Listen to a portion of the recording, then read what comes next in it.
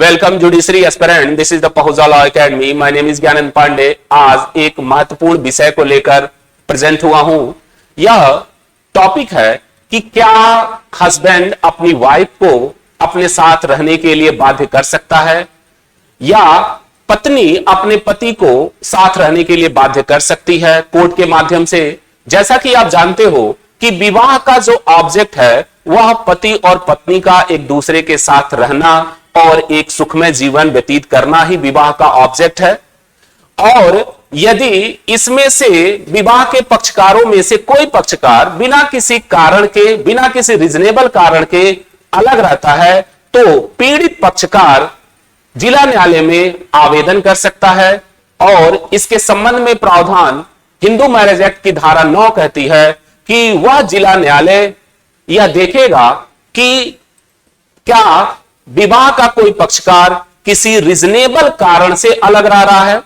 अब यह रीजनेबल कारण क्या हो सकता है? यदि पति पत्नी को प्रताड़ित करता है, झूठा लांछन लगाता है, या पत्नी किसी अच्छे जॉब में है, नौकरी कर रही है, पति से दूर रहना पड़ता है, तो यह एक रीजनेबल कारण है जिसके वजह से पत्नी या पति अपने दूसरे पक्षकार से अलग रह रहा है।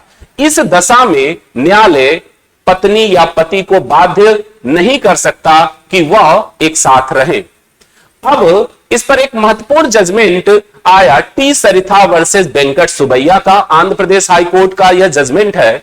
इसमें आंध्र प्रदेश हाईकोर्ट ने यह अब निर्धारित किया कि पति और पत्नी को एक साथ रहने के लिए बाध्य करना हिंदू मैरिज एक्ट की धारा 9 एक असंवैधानिक है, जो यह बाध्य करती है कि पति और पत्नी एक साथ रहें। लेकिन इस केस को सरोज रानी वर्सेस सुदर्शन दयाल के केस में सुप्रीम कोर्ट ने ओवर रूल कर दिया और यह अब निर्धारित किया कि धारा 9 जो हिंदू मैरिज एक्ट का है वह असंवैधानिक नहीं है, वह अनुच्छेद 14 और 21 का वायलेशन नहीं करता। इसके साथ ही साथ दिल्ली हाई कोर्ट ने भी हरविंदर कौर वर्सेस हरमंदर सिंह चौधरी के केस में यह अब निर्धारित किया कि दांपत्य अधिकारों के पुनर्स्थापना का जो उद्देश्य है वह विवाह को बचाने का है। जो विवाह टूट रहा है उसको पुनः स्थापित करने का उद्देश्य है और पक्षकारों को यह अवसर दिया जाए कि वह एक साथ रहकर अपनी जो गलतियां हैं उनको सुधार करें।